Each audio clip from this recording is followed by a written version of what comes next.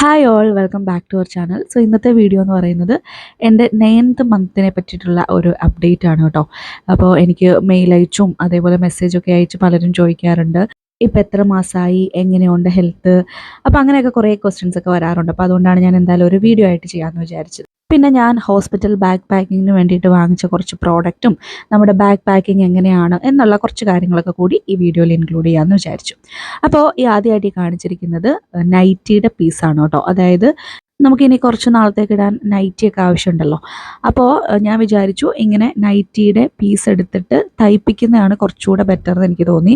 കാര്യം നമ്മൾ കടയിൽ നിന്ന് എടുക്കുന്ന സമയത്ത് നമ്മുടെ കറക്റ്റ് സൈസിനൊന്നും കിട്ടില്ലല്ലോ. പിന്നെ നമ്മൾ എടുത്തിട്ട് ഒരുപാട് അത് അടിച്ച് റെഡിയാക്കേണ്ടിയൊക്കെ വരും.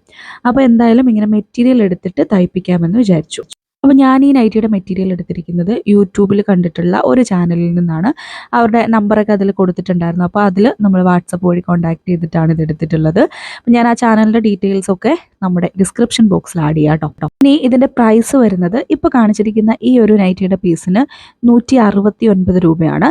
ശരിക്കും പറഞ്ഞാൽ ഇതിൻ്റെ ശരിക്കുള്ള പ്രൈസ് എന്ന് പറഞ്ഞാൽ 159 നമ്മൾ 10 മെറ്റീരിയൽ ഒരുമിച്ച് എടുക്കുകയാണെങ്കിൽ മാത്രമാണ് ആ ഒരു പ്രൈസിന് കിട്ടുന്നത്, 159. നമ്മളിപ്പോൾ അതിൽ കുറവാണ് എടുക്കുന്നതെങ്കിൽ അതിൽ നിന്നൊരു 10 രൂപയും കൂടെ കൂടുതലായിരിക്കും. 159 ആണെങ്കിൽ 169 ആയിരിക്കും. അപ്പോൾ അങ്ങനെയാണ്. അപ്പോൾ ആ ഒരു റെഡ് മാത്രം 169. പിന്നെ ഈ കാണിച്ചിരിക്കുന്നത് നമ്മൾ ആദ്യം എടുത്ത ഒരു സ്കൈ ബ്ലൂ കളർ ഉള്ളതുണ്ടല്ലോ, അതും 167. അപ്പോൾ അങ്ങനെ മൊത്തത്തിൽ എനിക്ക് 550 രൂപയാണ് ആയത്. അപ്പോൾ ഇനി ഇത് സ്റ്റിച്ച് ചെയ്യാനൊക്കെ കൊടുത്ത് അത് കിട്ടിയതൊക്കെ ഞാൻ വീഡിയോയിൽ ആഡ് ചെയ്തിട്ടുണ്ട് ലാസ്റ്റ് ഭാഗത്തായിട്ട്. അപ്പോൾ നമുക്ക് കൂടുതൽ ഡീറ്റെയിൽസ് അവിടെ പറയാം. പിന്നെ ഞാൻ ഈ വാങ്ങിച്ചിട്ടുള്ളത് ഒരു മറ്റേണിറ്റി പാഡാണ്. ഇതൊക്കെ നമുക്ക് ബാഗ് പാക്കിങ്ങിലേക്ക് ആവശ്യമുള്ള കാര്യമാണ്, ഹോസ്പിറ്റലിലേക്ക് കൊണ്ടുപോകേണ്ടതാണ്. അപ്പോൾ ഇത് ഞാൻ വാങ്ങിച്ചിട്ടുള്ളത് ഫ്ലിപ്കാർട്ടിൽ നിന്നാണ്. ഡെലിവറി കഴിഞ്ഞ് ബ്ലീഡിംഗ് ഒക്കെ ഉണ്ടാകുന്നവർക്ക് ഇങ്ങനത്തെ മറ്റേണിറ്റി പാഡും അതേപോലെ നമ്മുടെ നോർമൽ പാഡും വേണ്ടതാണ്. പക്ഷെ നോർമൽ പാഡ് ഞാനിപ്പോൾ പുതുതായിട്ട് വാങ്ങിച്ചിട്ടില്ല. ആവശ്യം വരുവാണെങ്കിൽ പിന്നെ വാങ്ങാമെന്ന് വിചാരിച്ചു. പിന്നെ ഞാൻ ഓർഡർ ചെയ്തിട്ടുണ്ടായിരുന്നത് ബേബി വൈപ്സ് ആണ്. അതായത് വെറ്റ് ടിഷ്യൂസ് ഉണ്ടല്ലോ, അപ്പോൾ അതിൻ്റെ ഒരു 2 പാക്കറ്റ് ഉണ്ട്. ഇതും ഫ്ലിപ്കാർട്ടിൽ നിന്നാണ് കേട്ടോ വാങ്ങിച്ചത്. പിന്നെ അതേപോലെ മീഷോയിൽ നിന്നൊരു ഫീഡിങ് കുർത്തിയും കൂടെ ഞാൻ ഓർഡർ ചെയ്തിട്ടുണ്ടായിരുന്നു. അപ്പോൾ അതാണ് ഈ വന്നിട്ടുള്ളത്. ഇതിന് 389 സംതിങ് ആയിരുന്നു പ്രൈസ്. അപ്പോൾ ഞാൻ ഈ വാങ്ങിച്ചിട്ടുള്ള എല്ലാ ഓൺലൈൻ പ്രോഡക്ട്സും ഞാൻ ഡിസ്ക്രിപ്ഷൻ ബോക്സിൽ കൊടുക്കാം കേട്ടോ. അപ്പോൾ ഞാൻ ഫീഡിങ് കുർത്തി വാങ്ങിച്ചപ്പോൾ കോട്ടൻ്റെ മെറ്റീരിയൽ നോക്കിയാണ് വാങ്ങിച്ചത്. കാരണം നമുക്ക് ഇടാൻ ഇപ്പോൾ ഈ ഒരു സമ്മർ സീസണൊക്കെ ആയതുകൊണ്ട് എപ്പോഴും കംഫർട്ടബിൾ കുറച്ചുകൂടെ നല്ല കോട്ടൺ മെറ്റീരിയൽ ഇടുന്നതാണല്ലോ. അപ്പോൾ അതുകൊണ്ട് കോട്ടൺ ആണ് വാങ്ങിച്ചിട്ടുള്ളത്. ഇനി 1-2 ഫീഡിങ് കുർത്തി തയ്പ്പിക്കണമെന്ന് ഞാൻ ആദ്യം വിചാരിച്ചതാണ്. പക്ഷെ എന്തായാലും ഓൺലൈൻ ഇങ്ങനെ ഒന്ന് വാങ്ങിച്ച് നോക്കിയിട്ട് അതിനെപ്പറ്റി ആലോചിക്കാമെന്ന് വിചാരിച്ചു. പക്ഷെ ഇത് നല്ലായിരുന്നു കേട്ടോ, നല്ല മെറ്റീരിയലൊക്കെ ആയിരുന്നു. അപ്പോൾ എനിക്കിപ്പോൾ 9ാമത്തെ മാസം സ്റ്റാർട്ട് ചെയ്തു. 9ാമത്തെ മാസം സ്റ്റാർട്ട് ചെയ്തിട്ട് ഒരു 2-3 ഡേയ്സ് ആയി. അപ്പോൾ അതുകൊണ്ട് ഇനി എന്തായാലും ബാഗും കൂടെ പാക്ക് ചെയ്ത് വെച്ചേക്കാമെന്ന് വിചാരിച്ചു. അപ്പോൾ ആദ്യമായിട്ട് എടുത്തിട്ടുള്ളത് നമ്മുടെ മുണ്ടുണ്ടല്ലോ, വെള്ളമുണ്ട് നന്നായിട്ട് കഴുകി ഡെറ്റോളിലൊക്കെ മുക്കി ഇതുപോലെ ചെറിയ പീസാക്കി നമ്മൾ മുറിച്ചെടുത്തിട്ടുണ്ടായിരുന്നു. എന്നിട്ട് ഇതിൻ്റെ 4 വശവും ജസ്റ്റ് ഒന്ന് അടിച്ചിട്ടുണ്ട്. അപ്പോൾ ഇതൊക്കെ ശരിക്കും അമ്മ ഒരു 4-5 ആഴ്ചകൾക്ക് മുമ്പേ ഡെറ്റോളൊക്കെ മുക്കി നന്നായിട്ട് കഴുകിയൊക്കെ വെച്ചതാണ്. അപ്പം ഞാൻ ആദ്യം അടിക്കാം എന്നുള്ള രീതിയിലാണ് ഞാൻ ഇരുന്നത്. അതായത് 4 വശവും ജസ്റ്റ് ഒന്ന് അടിച്ചെടുക്കാം, കുറച്ച് കുറച്ച് വീതം തന്നെ ചെയ്താൽ മതിയല്ലോ എന്ന് ഓർത്ത്. പക്ഷെ എനിക്ക് ക്ലാസ്സിൻ്റെയൊക്കെ തിരക്കായതുകൊണ്ട് സമയം കിട്ടിയില്ല. പിന്നെ അത് മാത്രമല്ല, പണ്ടത്തേക്കാളും കൂടുതൽ എനിക്കിപ്പോൾ ഭയങ്കര ബാക്ക് പെയിൻ ഉണ്ട്. ഒരു 8ാം മാസത്തിൻ്റെ ഒരു പകുതിയൊക്കെ തൊട്ടാണ് ഇത്രയും ബാക്ക് പെയിൻ വന്നത്. അപ്പോൾ ക്ലാസ്സൊക്കെ എടുക്കാനിരിക്കാനാണെങ്കിലും ഭയങ്കര ബുദ്ധിമുട്ടാണ്. ഒരു 10 മിനിറ്റ് ഇരുന്ന് കഴിയുമ്പോഴത്തേക്കും തന്നെ നമുക്ക് ഭയങ്കരമായിട്ട് നടുവിനും പുറത്തിനും ഒക്കെ വേദനയാണ്. പിന്നെ ഞാൻ എണീറ്റ് നടന്ന് അല്ലെങ്കിൽ ഒരു 5 മിനിറ്റ് കിടന്നിട്ടാണ് ബാക്കി ക്ലാസ്സൊക്കെ കണ്ടിന്യൂ ചെയ്യുന്നത്. അപ്പോൾ ഇത്രയും നേരം ഇരുന്ന് സ്റ്റിച്ച് ചെയ്യാനാവുമ്പോഴത്തേക്കും ബുദ്ധിമുട്ടാവുമല്ലോ. അപ്പോൾ അതുകൊണ്ട് ഞാൻ എന്തായാലും സ്റ്റിച്ച് ചെയ്യുന്നില്ല എന്ന് വിചാരിച്ചു. ഇതിപ്പോൾ കുറച്ചധികം ഉണ്ട് താനും, നമ്മളിത് അടിച്ചു വരുമ്പോഴത്തേക്കും കുറച്ചധികം സമയം പോകും. അപ്പോൾ അമ്മയുടെ അനിയത്തി ഉണ്ട് കേട്ടോ, ചിറ്റ. അപ്പോൾ ചിറ്റ തയ്ക്കുന്ന ആളാണ്. അപ്പോൾ ചിറ്റയാണ് കേട്ടോ വന്ന് അത് കംപ്ലീറ്റ് 4 വശമൊക്കെ അടിച്ച് റെഡിയാക്കി തന്നത്. അതേപോലെ പിന്നെ ആ ബേബി വൈപ്സ് ഞാനൊരു കൂടിൻ്റെ അകത്ത് പാക്ക് ചെയ്ത് വെച്ചിട്ടുണ്ട്. എല്ലാം തന്നെ ഞാൻ സെപ്പറേറ്റ് കൂടിലാണ് കേട്ടോ വെക്കുന്നത്. കാരണം അപ്പോൾ നമുക്ക് എടുക്കാൻ കുറച്ചുകൂടി ഈസിയാണല്ലോ. പിന്നെ അതേപോലെ കുറച്ച് തോർത്ത് ഇവിടെ കുറച്ചുണ്ടായിരുന്നു. പിന്നെ അതല്ലാതെ നമ്മൾ വാങ്ങിച്ചിട്ടും ഉണ്ടായിരുന്നു. അപ്പോൾ അങ്ങനെ ഒരു 6-7 തോർത്ത് എടുത്തിട്ടുണ്ട്. ശരിക്കും തോർത്ത് അത്രയും ആവശ്യമില്ല, എങ്കിലും നമ്മൾ ഒന്ന് എക്സ്ട്രാ എന്നുള്ള രീതിയിലൊന്ന് എടുത്തതേ ഉള്ളൂ. അതേപോലെ ആ ഒരു മുണ്ടിൻ്റെ തുണിയാണെങ്കിലും 20 പീസോളം ഇപ്പോൾ അടിച്ച് നമ്മൾ എടുത്തിട്ടുണ്ട്. പക്ഷെ അത്രയൊന്നും ആവശ്യമില്ല. ഹോസ്പിറ്റലിലേക്ക് നമുക്ക് അത്ര എന്തായാലും ആവശ്യം വരില്ല. പക്ഷേ വീട്ടിലാണെങ്കിലും വരുമല്ലോ പിന്നീട്. അപ്പോൾ അതുകൊണ്ടാണ് അത്രയും എടുത്തിരിക്കുന്നത്. പിന്നെ അതേപോലെ ഒരു 3 ടർക്കി വാങ്ങിച്ചിട്ടുണ്ടായിരുന്നു. അപ്പോൾ അതും എടുത്ത് വെക്കുന്നുണ്ട്. പിന്നെ ഇനി എടുത്തു വെക്കാനുള്ളത് പാവാടയാണ്. അപ്പോൾ 2 പാവാടയും അതേപോലെ 2 മുണ്ടും. ഇതൊക്കെ ആവശ്യമുണ്ടോയെന്നൊന്നും അറിയില്ല. എങ്കിലും നമ്മളിപ്പോൾ കൊണ്ടുപോകുന്ന കൂടെ ജസ്റ്റ് ഒന്ന് കൊണ്ടുപോകുന്നതേ ഉള്ളൂ. പിന്നെ അതേപോലെ ബെഡ്ഷീറ്റും ഒക്കെ എടുത്തു വെച്ചിട്ടുണ്ടായിരുന്നു. ഇതെല്ലാം നമ്മൾ ഒന്നുകൂടെ നന്നായിട്ട് കഴുകി, അതായത് നമ്മൾ പാക്ക് ചെയ്യുന്നതിന് ഒരു 4-5 ദിവസം മുമ്പ് നന്നായിട്ട് കഴുകി ഡെറ്റോൾ മുക്കിയിട്ടാണ് എടുക്കുന്നത്. അപ്പോൾ പുതിയ ബെഡ്ഷീറ്റൊന്നും ഞാൻ വാങ്ങിച്ചില്ല കേട്ടോ. ഇവിടെ ഓൾറെഡി കുറേ ബെഡ്ഷീറ്റ് ഉണ്ടായിരുന്നു. അതിൽ 2 എണ്ണമാണ് എടുത്തത്. പിന്നെ അവിടെ നമുക്ക് ഹോസ്പിറ്റലിൽ പൊതുവേ ബെഡ്ഷീറ്റും കാര്യങ്ങളൊക്കെ ഉണ്ടല്ലോ, നമ്മൾ റൂം എടുക്കുന്നത് കൊണ്ട് തന്നെ. പിന്നെ നമ്മൾ എക്സ്ട്രാ നമുക്ക് വേണമല്ലോ എന്നുള്ള രീതിയിൽ എടുക്കുന്നതാണ്. ഇനി നമ്മൾ ആ ഓൺലൈനിൽ നിന്ന് എടുത്ത ഫീഡിങ് കുർത്തിയുടെ കൈ എനിക്ക് കുറച്ച് കൂടുതലാണ്. അപ്പോൾ അതൊന്ന് കുറയ്ക്കണം. അങ്ങനെ 2-3 സാധനങ്ങളൊന്ന് അടിച്ചെടുക്കാനുള്ളതുണ്ട്. അപ്പോൾ അതൊന്നും ഞാനിപ്പോൾ തൽക്കാലം ബാഗിലേക്ക് വെക്കുന്നില്ല. അപ്പോൾ ഇതിനി കൈ ഒന്ന് കട്ട് ചെയ്തിട്ട് അടിച്ചിട്ട് ഒന്ന് കഴുകിയിട്ടിട്ടാണ് പിന്നീടാണ് ഇത് ബാഗിലേക്ക് എടുത്ത് വെക്കുന്നത്. കാരണം പുതിയതായിട്ട് നമ്മൾ വാങ്ങിച്ചുകൊണ്ട് ആ ഒരു ഡ്രസ്സിൻ്റെ ഒരു സ്മെല്ലൊക്കെ ഉണ്ട്. അപ്പോൾ അതുകൊണ്ടൊന്ന് കഴുകിയിട്ട് ഉപയോഗിക്കാമെന്ന് വിചാരിച്ചു. അപ്പോൾ ഇനി അടുത്തായിട്ട് നമ്മുടെ നൈറ്റി സ്റ്റിച്ച് ചെയ്ത് കിട്ടിയതെല്ലാം കാണിച്ചു തരാം. അപ്പോൾ എനിക്ക് ഇഷ്ടമായി കേട്ടോ, ഇങ്ങനെ സ്റ്റിച്ച് ചെയ്ത് എടുക്കുന്നത് തന്നെയാണ് നല്ലതെന്ന് എനിക്ക് തോന്നി. അപ്പോൾ ഇത് നമ്മൾ വാങ്ങിച്ചതിൽ റെഡ് നൈറ്റിയാണ്. അപ്പോൾ ഇത് തയ്പ്പിക്കുമായിരുന്നു കേട്ടോ ചെയ്തത്. നമുക്കിവിടെ നൈറ്റി തയ്ക്കാൻ 100 രൂപയാണ് ഒരു നൈറ്റിക്ക്. അപ്പോൾ ആ ചേച്ചി ഇങ്ങനെ വേറെ മെറ്റീരിയൽ ഒക്കെ വെച്ചിട്ട് ഒരു ഡിസൈനൊക്കെ വെച്ചിട്ടാണ് തയ്ച്ചിട്ടുള്ളത് ആ നെക്കിൻ്റെ അവിടെ. അപ്പോൾ എന്തായാലും എനിക്ക് ഇഷ്ടപ്പെട്ടു. പിന്നെ നല്ല നമ്മുടെ കറക്റ്റ് സൈസിനും ഒക്കെ നിൽക്കും. അതേപോലെ തയ്പ്പിച്ച നൈറ്റിയെല്ലാം ഞാൻ ചുരിദാർ കട്ട് മോഡലിലാണ് തയ്ച്ചത്. പിന്നെ അതേപോലെ ഫ്രണ്ട് ഓപ്പൺ ആണ് കേട്ടോ. ഫ്രണ്ടിൽ കൊളുത്ത്, പിന്നെ ചിലതിനൊക്കെ സിബാണ്. അപ്പോൾ അങ്ങനെയൊക്കെ വെച്ചിട്ടുണ്ട്.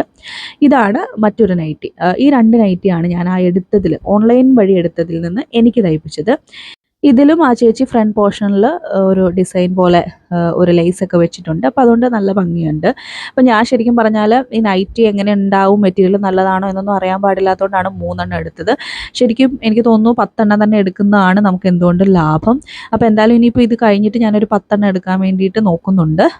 നമുക്ക് പയ്യെ ഇതൊക്കെ കഴിഞ്ഞിപ്പോൾ അത്ര അത്യാവശ്യമില്ലല്ലോ. അപ്പോൾ അതുകൊണ്ട് 10 എണ്ണം എടുക്കാൻ നോക്കുന്നുണ്ട്. അപ്പോൾ ഇതാ വാങ്ങിച്ചിരിക്കുന്നതിൽ 3ാമത്തെ നൈറ്റിയാണ്. പക്ഷേ ഇത് ഞാൻ എനിക്ക് വേണ്ടിയിട്ടല്ല, അമ്മയ്ക്ക് വേണ്ടിയിട്ടാണ് തയ്പ്പിച്ചത്. അപ്പോൾ അമ്മയ്ക്കും അതേപോലെ ഹോസ്പിറ്റലിൽ വന്ന് നിൽക്കുമ്പോഴത്തേക്കും വേണമല്ലോ. അമ്മയ്ക്ക് വേറെ 1-2 നൈറ്റി നമ്മൾ റെഡിമെയ്ഡ് എടുത്തായിരുന്നു. പക്ഷെ ഞാൻ ഇതുകൂടെ ഒന്ന് അമ്മയ്ക്ക് തയ്പ്പിച്ചിട്ടുണ്ടായിരുന്നു. പിന്നെ ഈ ഒരു നൈറ്റി ഫ്രണ്ട് ഓപ്പൺ നൈറ്റിയാണ്. അതായത് ഫുള്ള് ഫ്രണ്ട് ഓപ്പൺ വരുന്ന നൈറ്റിയാണ്. ഇത് നമ്മൾ ഷോപ്പിൽ നിന്ന് വാങ്ങിച്ചതാണ്. അപ്പോൾ ഇതും ഞാനിപ്പോൾ നമ്മുടെ ബാഗിലേക്ക് വെക്കുന്നില്ല. ഇതെനിക്കൊന്ന് അടിച്ചെടുക്കണം. ഈ പറഞ്ഞ പോലെ ഒത്തിരി അത് നമുക്ക് ഭയങ്കര വലിപ്പം കൂടുതലാണ്. കടയിൽ നിന്ന് വാങ്ങുമ്പോഴുള്ള ഒരു പ്രശ്നം അതാണല്ലോ, നമ്മുടെ കറക്റ്റ് സൈസ് ആവത്തില്ലല്ലോ. വല്ലാണ്ട് കൈയും അതേപോലെ ബോഡിയുടെ അവിടെയൊക്കെ ഒരുപാട് വലുതായിട്ടാണ് കിടക്കുന്നത്. അപ്പോൾ അതൊന്ന് തയ്ച്ചെടുക്കണം. പിന്നെ ഈ ഒരു നൈറ്റി, ഇതും വേറൊരെണ്ണം കൂടെ ഉണ്ട്. ഇങ്ങനെ 2 എണ്ണം ഏട്ടൻ നമ്മുടെ ടെക്സ്റ്റൈൽസിൽ എവിടെയോ പോയപ്പോഴത്തേക്കും 2 നൈറ്റിയുടെ മെറ്റീരിയൽ എടുത്തുകൊണ്ട് വന്നതാണ്. അപ്പോൾ അതും തയ്പ്പിച്ചിട്ടുണ്ടായിരുന്നു. ഇത് വേറൊരു ചേച്ചിയാണ് കേട്ടോ തയ്ച്ചത്. അപ്പോൾ ആ ചേച്ചിയുടെ അടുത്ത് തയ്ക്കുന്നതിന് 80 രൂപയായിരുന്നു കേട്ടോ നൈറ്റി തയ്ക്കുന്നതിന്. പക്ഷേ പുള്ളിക്കാരത്തി നന്നായിട്ട് തയ്ച്ചിട്ടുണ്ട്. ഫ്രണ്ടിലൊക്കെ ആ ഒരു വേറൊരു ചെറിയ പീസൊക്കെ വെച്ചിട്ട് നല്ല ഭംഗിയായിട്ട് തയ്ച്ചിട്ടുണ്ട്. അതേപോലെ ഈ ഒരു നൈറ്റിയും കൂടെ ഏട്ടൻ എടുത്തുകൊണ്ട് വന്നിട്ടുണ്ടായിരുന്നു. ഇതും പീസ് എടുത്തിട്ട് തയ്പ്പിച്ചതാണ്. ഇവിടെ അടുത്തുള്ള ഒരു ഷോപ്പിൽ നിന്ന് 2 എണ്ണം എടുത്ത് നോക്കിയതാണ്. എങ്ങനെ ഉണ്ടെന്ന് അറിയാം. നമ്മളിപ്പോൾ ഓൺലൈനിൽ ഓർഡർ ചെയ്തായിരുന്നു, ഷോപ്പിൽ നിന്നും കൂടെ എടുക്കാമെന്ന് വിചാരിച്ചിട്ട് അങ്ങനെ എടുത്തതാണ്. അപ്പോൾ അതും നല്ല രസമാണ് കേട്ടോ. അത് തയ്ച്ചതും നന്നായിട്ട് ഒത്തിട്ടുണ്ട്.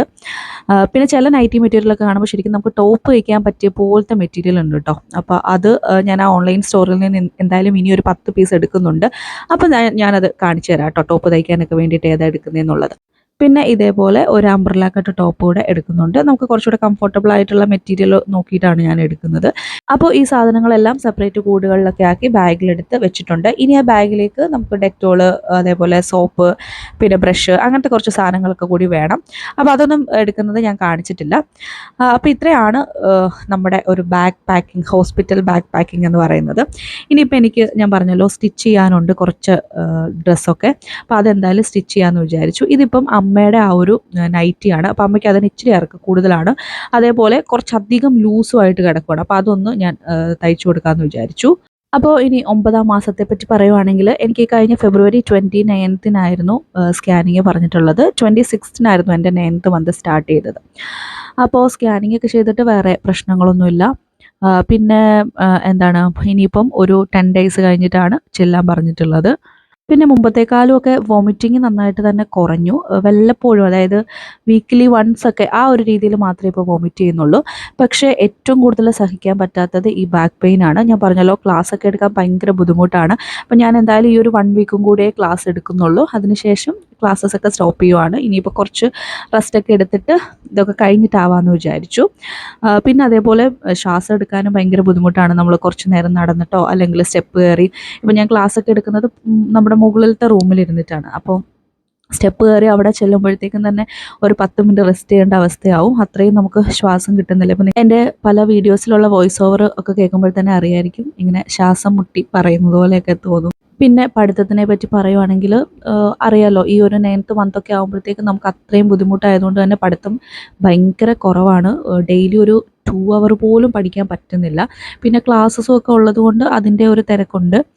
പിന്നെ ഞാൻ പറ്റുന്ന പോലെയൊക്കെ പുതിയ ടോപ്പിക് ഇരുന്ന് പഠിക്കാൻ പറ്റിയില്ലെങ്കിലും പഠിച്ചതൊക്കെ റിവൈസ് ചെയ്തൊക്കെ നോക്കുന്നുണ്ട്. അതേപോലെ പിന്നെ ഇത്രയും മാസമായതിൻ്റെ വേറൊരു പ്രശ്നം എന്ന് പറയുന്നത് ഉറങ്ങാനുള്ള ബുദ്ധിമുട്ടാണ്. രാത്രി കിടന്നാൽ പലപ്പോഴും ഉറക്കം കിട്ടില്ല. ഇപ്പം നമ്മൾ 11 കിടന്നാലും അല്ലെ 12 കിടന്നാലും ഒക്കെ നമ്മൾ തിരിഞ്ഞും മറിഞ്ഞും കിടന്ന് ഉറങ്ങുമ്പോഴത്തേക്കും 2 മണിയാവും. അതേപോലെ ചിലപ്പോൾ വെളുപ്പിന് ഒരു 4:30 5 മണിയൊക്കെ ആകുമ്പോൾ കണ്ണ് തുറന്നാൽ പിന്നെ ഇതേപോലെ ഉറക്കം വരില്ല. അപ്പം ഞാൻ എന്താ ചെയ്യുന്നതെന്ന് വെച്ചാൽ ആ ഒരു 4:30 ആണെങ്കിൽ 5 മണി ആ ഒരു സമയത്ത് എണീറ്റ് ഞാൻ കുറച്ച് നേരം ഇരുന്ന് പഠിക്കും. അങ്ങനെ പഠിച്ചൊരു 6:30 7 മണി വരെയൊക്കെ ഇരുന്ന് കഴിയുമ്പം ഒന്ന് വന്ന് കിടക്കും. അപ്പോൾ പിന്നെ നന്നായിട്ടൊന്ന് ഉറങ്ങാൻ പറ്റും. അപ്പോൾ അങ്ങനെയൊക്കെയാണ്. അതുകൊണ്ട് ആ ഒരു എന്താ പറയുക, കണ്ടിന്യൂസ് ആയിട്ടൊരു 8 അവർ സ്ലീപ്പോ ഒന്നും കിട്ടുന്നില്ല. അത് ഞാൻ ഡോക്ടറിൻ്റെ അടുത്തും അതിനെപ്പറ്റി പറഞ്ഞിരുന്നു. അപ്പം ഇങ്ങനെ ഇത്രയും മാസം ആയതുകൊണ്ട് അതിൻ്റേതായ ഡിഫിക്കൽട്ടീസ് വരുമ്പോഴത്തേക്കും ഉണ്ടാകുന്നതാണെന്നുള്ളത് പറഞ്ഞു. അപ്പോൾ അങ്ങനെയൊക്കെ ഇരിക്കുന്നു. സോ അപ്പോൾ ഇത്രയും കാര്യങ്ങളൊക്കെയാണ് ഇന്നത്തെ വീഡിയോയിൽ പറയാനുള്ളത്. അപ്പോൾ വീഡിയോ വൈൻഡപ്പ് ചെയ്യുകയാണ്. Thank you for watching.